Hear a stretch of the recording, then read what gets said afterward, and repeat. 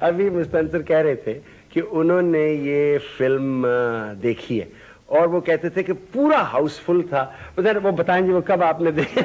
میں اپنا شمع سنیما تھا یہاں پہ، تو وہاں پہ میں گیا کیونکہ خان صاحب کی تحریروں کے ہم بہت مداح تھے، اب بھی ہیں کسی حد تک. تو ہم گئے فلم دیکھنے، تو 6 آدمی تھے کل گیلری میں، اور وہ بہت ہی، اس کے بعد انٹرول کے بعد 2-3 چلے گئے. اس میں میرا ایک جو ہے سوال خان صاحب سے وہ یہ ہے کہ اوور آل ہم بھی اسٹوڈنٹ ہیں فلمز کے، تو دنیا بھر میں جہاں بھی جس کو آرٹ مووی اوور آل کہا جاتا ہے، جب یہ بنائی جاتی ہے تو اس کی ٹیکنیکل ایسپیکٹس بڑے ساؤنڈ ہوتے ہیں اور تبھی وہ لوگوں کو اپنی طرف مائل کرتی ہے. اگر فلم میں ٹیکنیکل ایسپیکٹس مثلا کیمرہ فالٹی ہو، ساؤنڈ ٹھیک نہ ہو، ایکٹنگ میں کہیں جھول ہو، ایڈیٹنگ میں ہو، اچھا یہ ساری چیزیں دھوپ اور سائے میں تھیں. میرا خیال ہے کہ اس کے فیلئر کی ایک وجہ اس کے ٹیکنیکل جو ایسپیکٹس تھے ان کا فیلئر بھی تھا. یہ بھی ایک بات تھی. اصل میں ہمارے پاس اکوپمنٹ تھا نہیں، اسٹوڈیو والے قریب گھسنے نہیں دیتے تھے، اور جس سے ہم نے کیمرہ مانگا وہ ٹوٹا ہوا تھا، اس کو ہم نے رسیاں باندھ کے سوتلی، اس کا لینس گر جاتا تھا تو وہ سوتلی کی رسی باندھ کے اس کو فٹ کر دیا اس کے بیچ میں، اور اسٹوڈیو والے ہمیں اس فلم کو ڈیولپ کر کے نہیں دیتے تھے. اب میرے سامنے یہ سوال تھا کہ آیا ان مشکلات کے پیش نظر مجھے بنانا چاہیے نہیں؟ اگر میں سمجھدار آدمی تو میں تارڑ ہوتا تو بات جاتا کہ چونکہ مجھے فیسلٹیز نہیں مل رہی ہیں اور میرے پاس وہ ساری جو انٹرنیشنل لیول کی اکوپمنٹ نہیں ہے تو مجھے سلام کرنا چاہیے.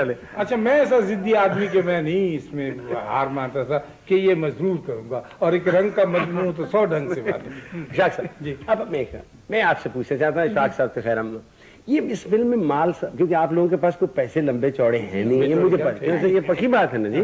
میں کافی حد تک یہ مال کو اپنا بھی غرق ہوا اس میں؟ جی نہیں. اچھا یہ بڑی آپ نے ذہانت ہے. ہمارے پاس تھا ہی نہیں، میرے پاس 1300 روپے تھے، وہ بیچ میں لگا گئے، لیکن وہ تو زیادہ نہیں ہے.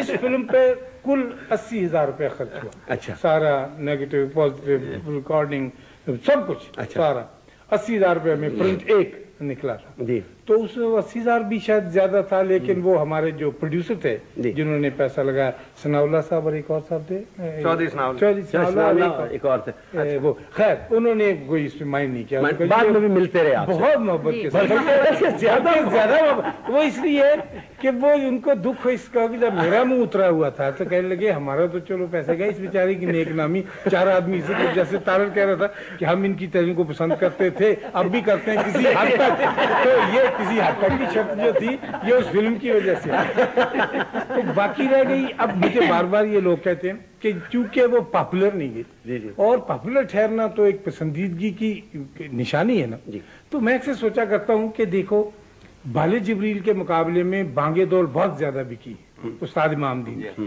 تو اس کو ادب کے طالب علموں کو اور استادوں کو توجہ دینی چاہیے کہ چونکہ بانگے دول زیادہ بکی ہے اس لیے وہ بال جبریل سے بہتر اور بانگے درا سے بہتر کتاب ہے. لیکن میں سمجھتا ہوں کہ شاید وہ بہتر کتاب نہیں ہے، کیونکہ باکس آفس کے اوپر ہونا ایک بہت اچھی بات ہے، نہایت خوش آئند بات. ٹھیک ہے، خوش دل. صاحب آپ کے یہ آرگومنٹ سن کے مجھے ایسے لگتا ہے کہ الیکشن اچھی لڑنی چاہیے، بڑے خلوص اسٹائل کے ساتھ، جیتو یا نہ جیتو ووٹ سارے دوسرے کو پڑ جائیں. بسم اللہ. لیکن مجھے صرف ایک بات کی اس فلم کو بنانے میں خوشی ہے کہ اس سے کیوں لیا ہمارے پڑوسی